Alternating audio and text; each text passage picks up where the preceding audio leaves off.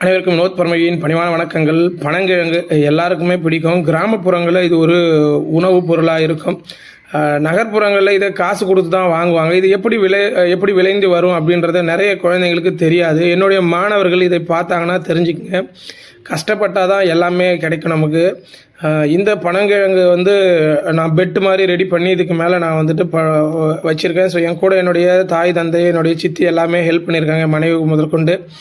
என்ன அப்படின்னாக்கா, இந்த பனங்கிழங்கு வருடத்துக்கு ஒரு முறை தான் கிடைக்கும். கிடைக்கிறவங்க கண்டிப்பாக சாப்பிடுங்க. நல்ல உடலுக்கு ஆரோக்கியம் தரக்கூடிய ஒரு பொருள் இது.